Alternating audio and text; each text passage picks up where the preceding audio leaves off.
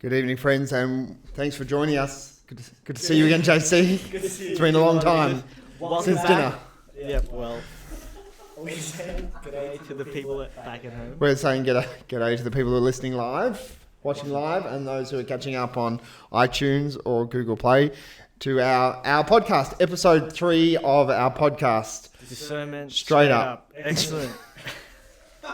And the reason it's Discernment Straight Up is because if you're listening in the car or on the bus or on a tram, you won't know this, but if you're watching on YouTube, you'd see that we're standing up. Yeah, we're not sitting down. No. Tell you why. This is a serious. Discernment is too important to talk about Sitting down. So here we are.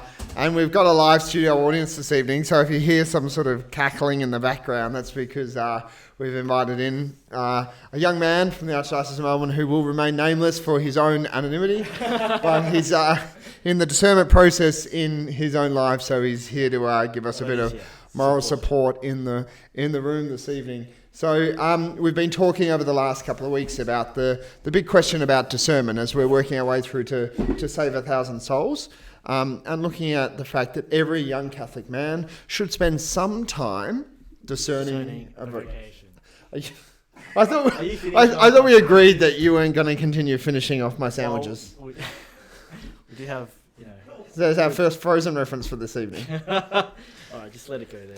So this great book by Father Brett Brannan, To Save 1,000 Souls, really helps young college-age students or university-age students unpack all the questions about discernment of a vocation. And we're obviously making our way through it using the Melchizedek Project, and having an open and frank conversation about what it means to discern a vocation. But it's specific to diocesan vocation. Yeah, and a lot of the lessons are apparent across all of the vocations, and would also be applicable to young women who are discerning religious life. Yep.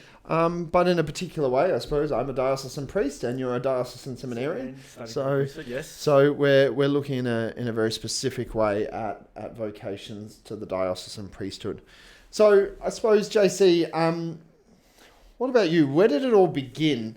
Can you remember, was there a particular encounter that sort of started it all off for you? All right, so when I was younger, don't be fooled about my youthful looks. When I was younger, I reckon the first time I had a good, earnest, honest confession. That was the first encounter I had, my first sort of Jesus encounter I had.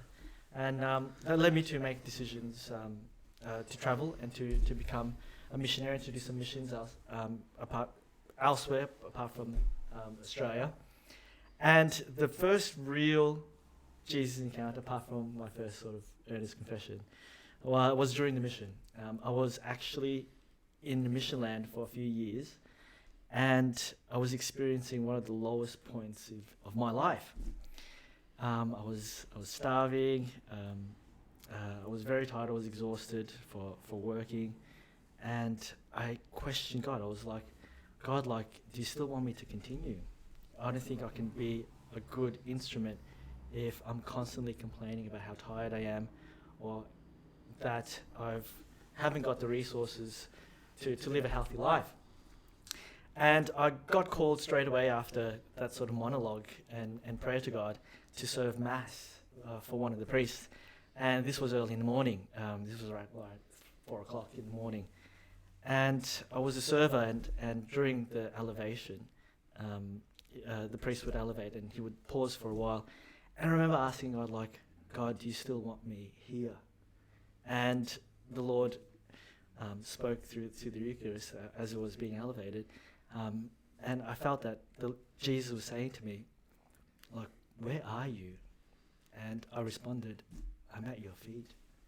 And he said to me, then I've called you here so close to me. Why do you want to leave? And ever since then, I knew that if every day I get to see the Lord, I know that He's continually calling me. So I think from the beginning of that experience, I haven't been a day without seeing the Lord. I think what you describe is a pretty common experience from the young men that I've worked with here in Melbourne who are discerning their vocations, but also, I suppose, even from my own experience, that the Lord often uses sort of a bottom of life moment. He draws you to sort of an encounter with Him.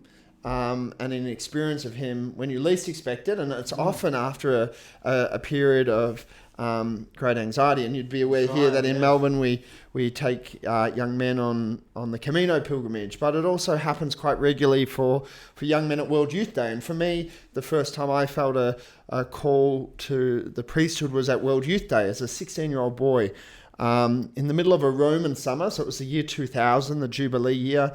It was 45 degrees outside. There was thousands of people in Rome for World Youth Day. The lines were horrendous. The cathedrals were packed. But in the midst of all of this trial and struggle, I had this intense encounter, much like what you described, and that first inkling of a call to the priesthood, that first sense of a supernatural call. So it's quite a common experience for people to have it at what sometimes seems to be the lowest point. Christopher West, I saw a quote of his on social media sometime last year. He was taking a group of pilgrims on pilgrimage to the Holy Land, and he said something along the lines of, when we are so physically tired that God can speak to us spiritually. And I think there's something really true in that, in our experience as Christians, that sometimes we need to get that exhausted or that tired for us to let our guard down. Yeah, and that His voice can really just penetrate us. Yeah. So I suppose it's a pretty common experience to have these encounters or experiences, but sometimes they can be a bit of a two-edged sword, because we often think that this is how God always speaks. That God always speaks in these big moments or in these big special places, or sort of with these great sort of emotional movements of the heart. But we know that that's not true. And a priest said to me quite recently that one of the challenges in particular for young people and for this generation is that we have wonderful encounters of God and experiences, but God is more than just encounters and experiences. Yeah. And that if we really want to get to know God, and in particular, if we really want to discern a vocation, that we need to start engaging with a person. Exactly. That God is a person. God became man. Jesus Christ is a person to engage with rather than just an experience or an encounter to have. So these encounters and experiences, and I suppose for each one of us who's discerned a vocation to the priesthood, we can recall that first time or that experience, that God moment. And they're really powerful and they're really important, and we never forget them. Yeah. But that's never going to be enough to sustain you for your entire discernment period, let alone your entire life as a priest. Exactly. So we've got to then move from these encounters and these one-off experiences to a deeper engagement and a deeper getting to know with the Lord. And Father Brennan speaks about this in To Save 1,000 Souls. He dedicates a whole chapter to it, this idea of developing a spiritual plan of life, and how important it is that once you've had that encounter, that first experience, we need to then get to know the person behind that encounter. And the only way we can do that is through sustained effort over a period of time. And this is one of the things that I know definitely here in Melbourne we look for, but also most vocations officers are very conscious of this, that someone who just comes back immediately from World Youth Day or a Catholic Youth Festival or a great pilgrimage, and they've had this great experience and they feel a vocation to the priesthood, that's a really wonderful thing, but we then test it over a period of time. Yes. Do you gauge it on that man's persistence? Well, I think persistence is one thing, but I think it's also, it should grow. And this is where, again, a really good plan of life and a good spiritual life will if it is a true calling and not just a one-off experience, it will grow over time. And the closer we get to the Lord, the more time we spend with him, the deeper that sense of calling will come. Yes. And the more catered you are to what he wants to your life. So if he's calling you to the vocation, to the priesthood, you cater around that, and you form your life so that you can better respond to that calling. So Father Brannan in his chapter outlines a couple of key things. What about you, JC? If you were sort of designing for a young Catholic man, the sort of a university student in particular, a pattern of life, a good sort of spiritual routine, what was some of the key things for you in your own discernment? All right. You're asking like what I do, so I'll tell you exactly what. So I would tell this young man to, the end goal here is to make it heaven, correct? And sometimes it can be quite abstract.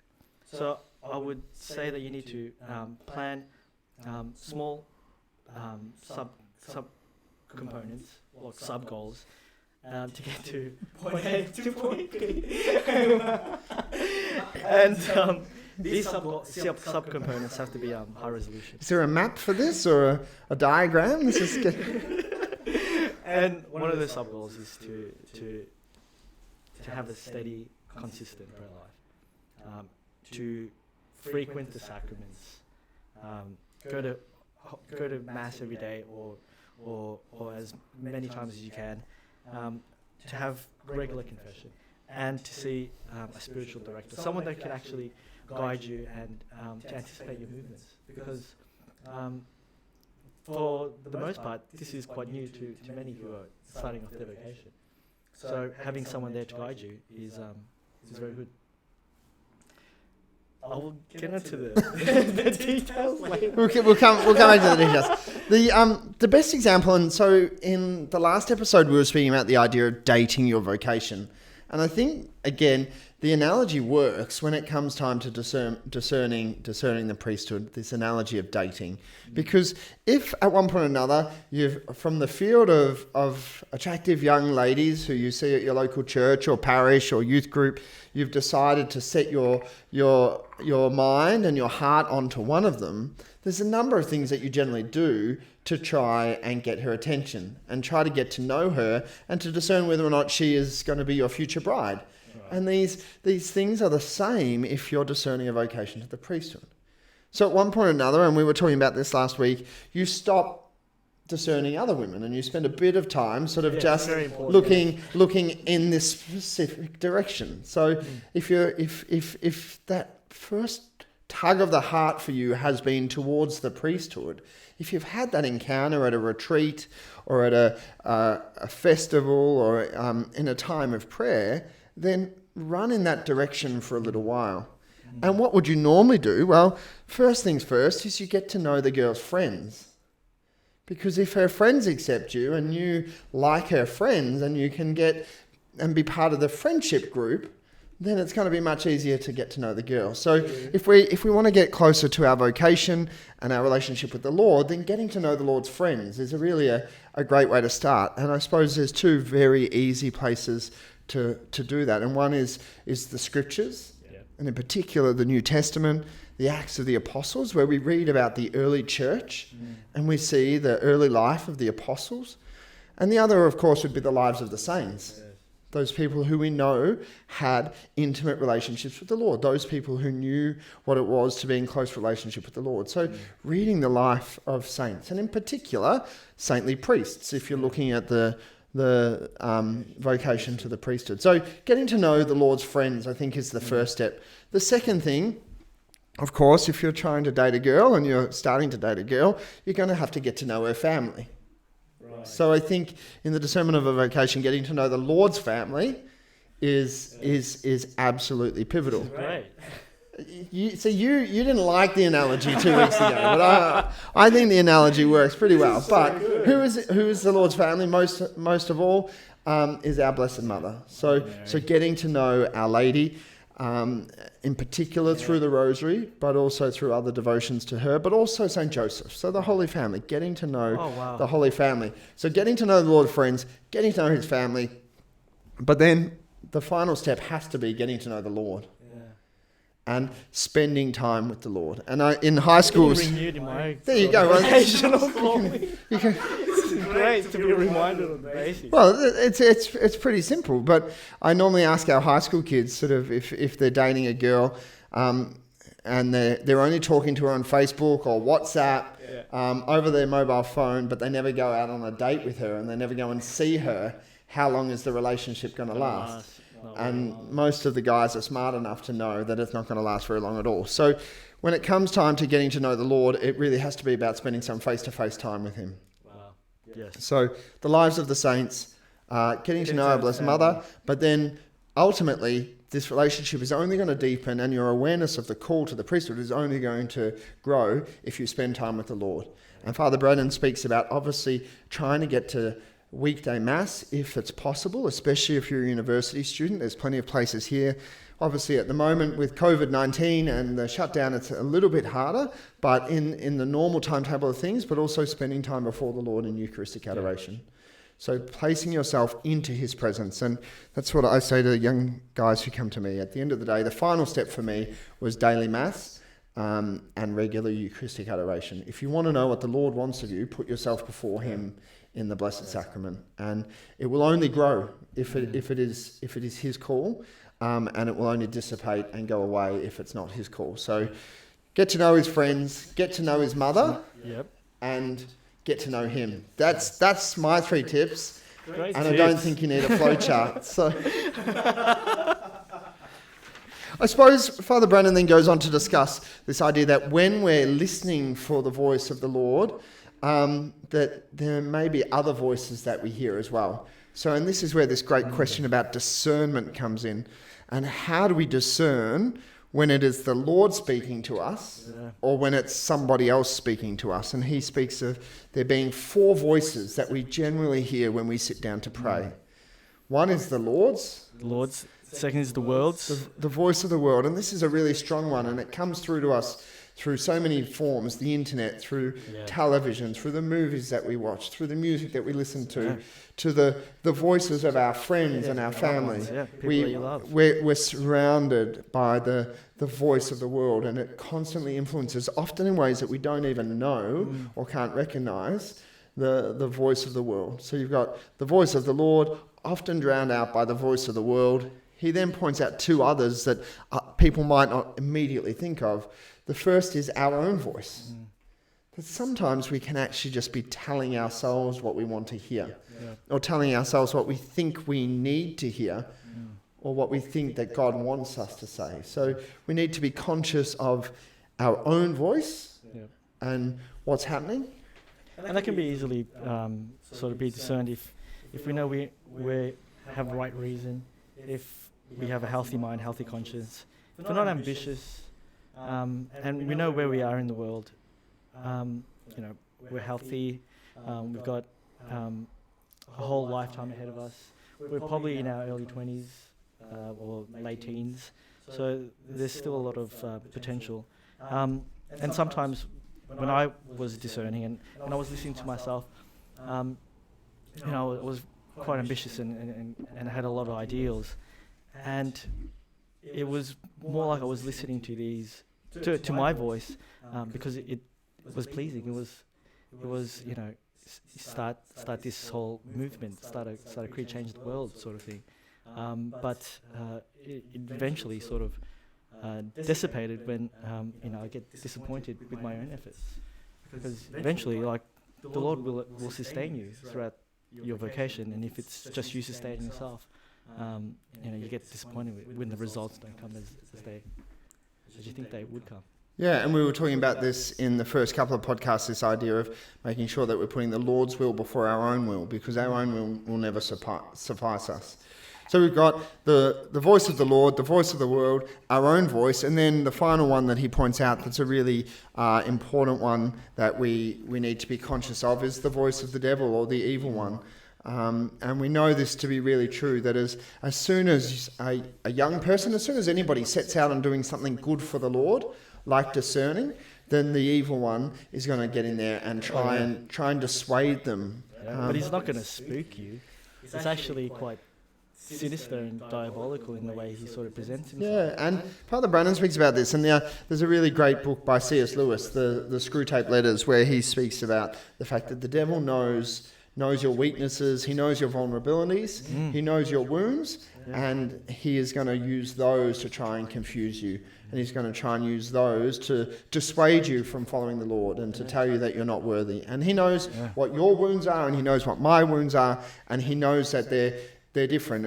And the lies that he tells to me, there's a reason why we call the devil the Prince of Lies, because he lies. Jesus is the voice of truth, and the devil is the Prince of Lies. And he lies to us, and he tells us the lies that he knows are going to dissuade us and to take us away. So Father Brennan's just has a really simple piece of advice where he says, okay, as you're praying and as you're coming to an awareness of an inspiration or a word or something that's happening in you, the simple question you can ask yourself is, who is speaking to me now? Who is this that's speaking to me now? Yep. And that's a really good question to ask ourselves whenever we're praying. Who is this? Is this me just telling myself what I want to hear or what I think will make me feel better? Yeah. Is this the world? Is this what the world wants? Is this the devil? Is he lying? Is he trying to turn me away or take me away or tempt me or scare me or frighten me? Or is it the Lord? Yeah. And he says it's really important that we recognize whose voice it is. And the more we pray, and with the help of a spiritual director or a wise, trusted friend, recognizing who that voice is and what it's saying to us is really important. And then sort of claiming it, like rebuking it and sort of saying, I know that this is a lie. I know where this is coming from, or I know that this is just a fear of the world or a fear of my own, or I know it's the devil trying to trick me. And then correcting it in our own mind and claiming sort of what we know to be true. And of course, this kind of practice of rebuking and correcting and then following the right voices is something that we learn over a long period of time.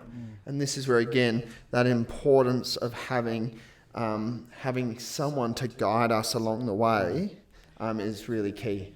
I was thinking about, some men come to discerner vocation and they come from good places. Like they have good jobs, they're currently studying, and they're working towards a career. But then the Lord just comes into their life and tells him to come follow me, and then they discern. Wait a minute, I'm in a good place. Who's talking to me? Is it God? Is it the devil? Is it myself? Saying that I'm in a good place, I shouldn't risk, or I shouldn't step forward and say, like, here I am, Lord. So what's your advice for those who feel like they're in a good place, but I think first and foremost is discernment is something that happens over a period of time. And St. Ignatius of Loyola, who I suppose is the one that we turn to most of all when it comes to the rules of discernment, reminds us that we should never make decisions in times of desolation or consolation.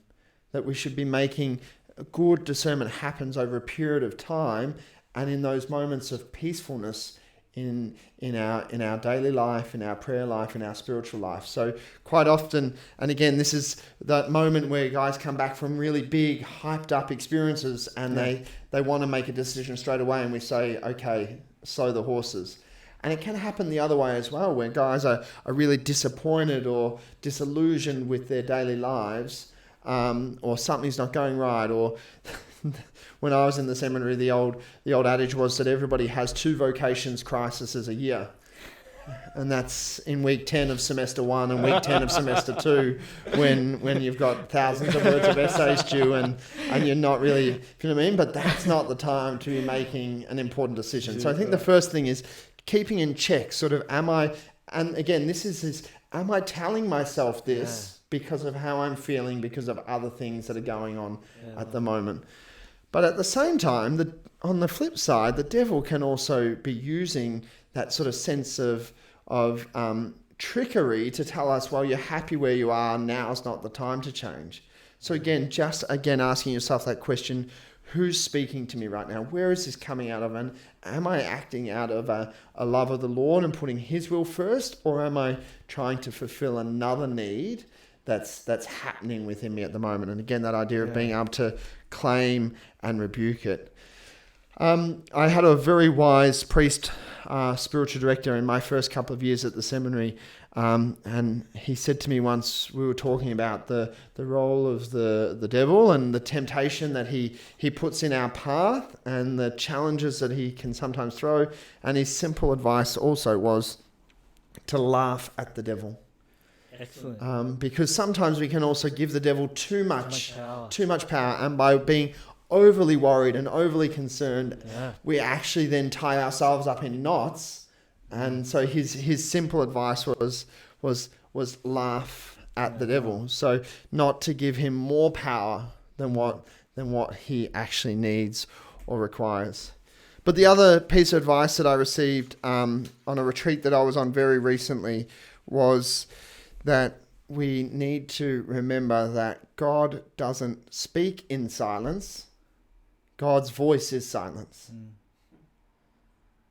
And that we're talking a lot about hearing God's voice and listening to him. It's not necessarily going to be an audible sort of booming voice coming down from heaven.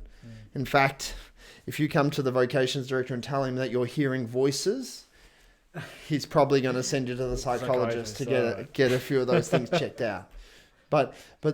And sometimes we go into prayer and we take our scriptures in and we sit before the Lord in the Blessed Sacrament and we get all excited and we enter into a period of silence waiting for this booming voice, this lightning bolt.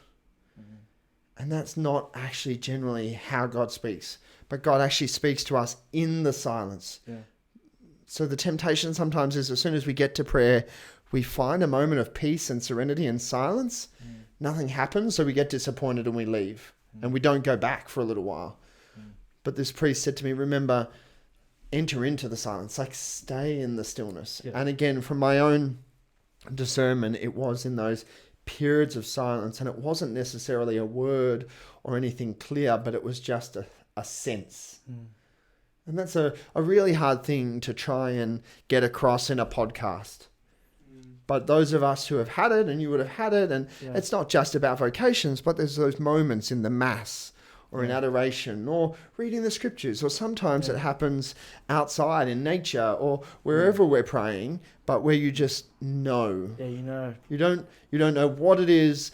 You don't know how it happened. You try to remember it for the next time so it can happen again, but you can never really replicate it, but it just is. And that is God. That's God speaking. Yeah. And hold on to those moments, because again, it's really important that we're clear that we're not expecting more of God. Yeah, well, and they strengthen you. Like those moments really do strengthen you. You have the world sort of coming around you and many voices, going against your choices. And these moments of silence really just fortify your relationship with Christ. My spiritual director, before I went to the seminary once, I said to him that I was waiting for a lightning bolt. I was waiting for 100% certainty. I was waiting to know. And he said, well, watch out, mate. I can see that. Yeah, but he said there's only very few saints throughout history who have had that sort of voice in the ear, that lightning bolt, that 100% certainty. He said, so if you're waiting for that, you might be waiting forever. Yeah. So he said at one point or another, you're going to need to take a leap of faith. Which brings us to the end of this podcast and preparation for the next episode, because we're going to look at all those questions about when do I make the step? In particular, when do I make the step into a vocations office to speak to a vocations director?